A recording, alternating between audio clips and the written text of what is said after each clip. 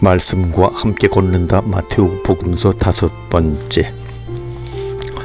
행동이 우리를 자유롭게 할 것입니다. 그리스도인의 존재. 지난 호에서 살펴보았듯이 마테오 복음은 행동을 강조한다. 예수님의 말씀을 들었다면 그 가르침을 행동으로 옮겨 마땅하다. 남이 너희에게 해주기를 바라는 그대로 너희도 남에게 해주어라. 이것이 율법과 예언서의 정신이다라는 말씀이 산상설교의 결론이라는 점을 간과해서는 안 된다. 더불어 다음 구절 역시 기억해 둘 필요가 있다. 나의 이 말을 듣고 실행하는 이는 모두 자기 집을 반석 위에 지은 슬기로운 사람과 같을 것이다.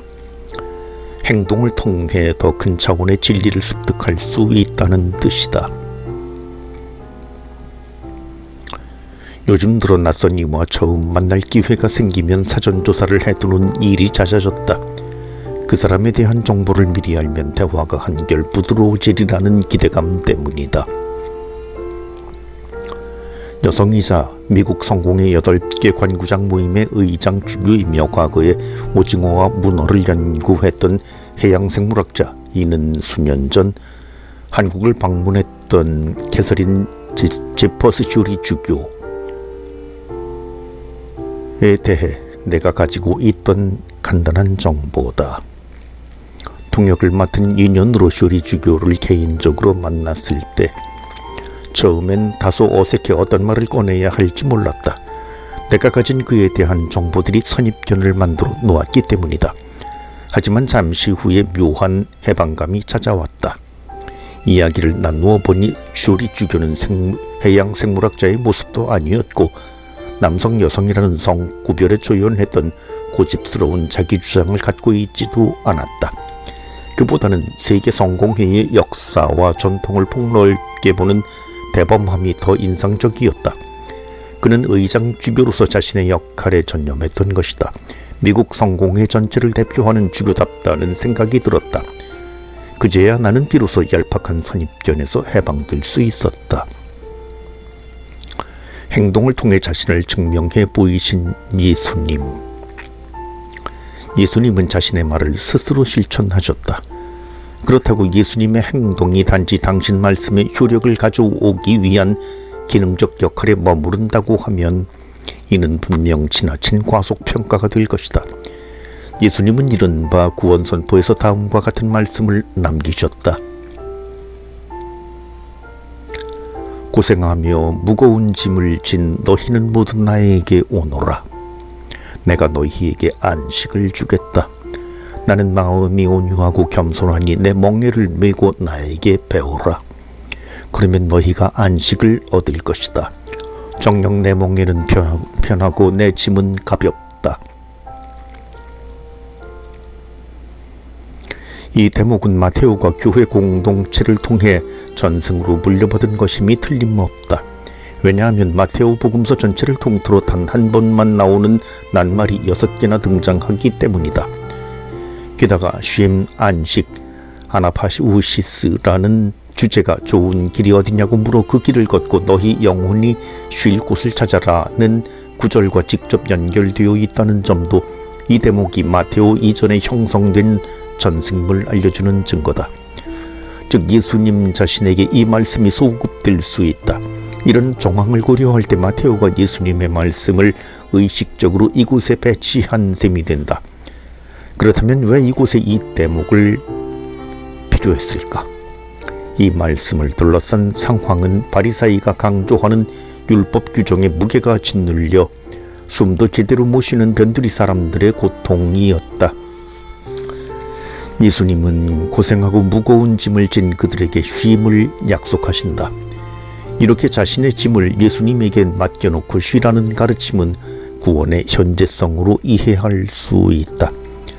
이전 예수님에게서 삶의 온갖 걱정거리를 넘겨드리기만 하면 나는 그간 짊어졌던 고통에서 자유로워져 안식을 맛보게 된다. 지금 이 자리에서 구원이 이루어지는 것이다. 같은 맥락에서 강조되어야 할 전제사항은 바로 예수님이 언행일치의 화신으로서 자신을 증명하고 있다는 사실이다. 나는 마음이 온유하고 겸손합니다. 예수님 스스로 자신이 선포한 윤리적 자세의 모범이 되었다는 사실은 우리에게 한없는 평안을 준다. 비록 내가 사막의 골짜기를 간다 해도 두렵지 않으니 이는 주님의 지팡이가 나를 지켜주기 때문이며 주님의 등불이 꺼지지 않고 어둠을 비추어 주기 때문이다. 그러니 우리는 예수님의 바짓가랭이만 붙들고 있으면 좋은 수가 생긴다. 틀림없다. 정체성은 말이 아닌 행동으로부터 온다. 예수님은 바리사이가 말하는 것은 다 실행하고 지켜라. 하지만 그들의 행실은 따라하지 마라. 그들은 말만 하고 실행하지 않는다라고 이르셨다. 이 말씀이 우리를 한 단계 높은 차원으로 인도한다. 말에 맞는 행동이 우리의 정체성을 만든다는 것이다. 이해를 돕기 위해 말을 바꾸어 보자. 학생증만 있다고 학생인가? 공부를 열심히 해야 학생이지.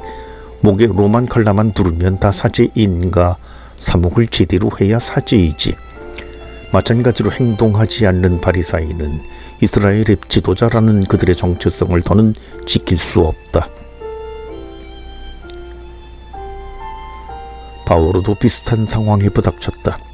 고린토의 그리스도인들은 자신들에게 교회를 세워준 바오로를 거부하고 예루살렘에서 추천장을 받아 온 건만번지르르한 사도들에게 마음을 뺏기고 말았다. 바오로는 그런 고린토 교회에 일침을 가한다. 내가 다른 이들에게는 사도가 아니라 할지라도 여러분에게는 분명히 사도입니다. 여러분이야말로 주님 안에서 이루어지는 내 사도직의 증표입니다. 진정한 사도는 실무에서 판가름이 난다. 고린토 교회의 실제 개척자인 바오로는 권위형 사도가 아니라 실무형 사도이다. 주체 이론의 대가로 명성을 날리고 있는 주디스 버틀러는 정체성을 수행과 연결한 바 있다. 그녀는 사람이란 되는 것이 아니라 행하는 것이라고 했는데 이는 어느 자리에서 어떤 일을 하는가에 따라 그 사람의 정체성이 결정된다는 뜻이다. 앞에 언급한 쇼리주교가 그 좋은 예다. 히틀러 암살 계획에 가담했던 독일의 신학자 본 회퍼는 다음과 같이 말한 바 있다. 가능성 속에 떠있지 말고 현실적인 것을 과감하게 붙잡아라. 사상으로의 도피가 아니라 행동에서만 자유가 있다. 초조한 조바심에서 벗어나 역사의 폭풍 안으로 들어가라. 오직 하느님의 계명과 너의 신앙에만 의지해서 예수님의 가르침을 행동으로 옮길 때 비로소 우리는 하느님의 자녀가 되어 진정한 자유를 누릴 수 있다. 그리스도인이라면 행동으로 자신의 존재를 증명해야 하는 법이다. 이쯤에서 데카르트의 유명한 명제인 나는 생각한다 그러므로 나는 존재한다를 우리 구미에 맞게 슬쩍 바꾸어 보자. 나는 행동한다 그러므로 나는 존재한다.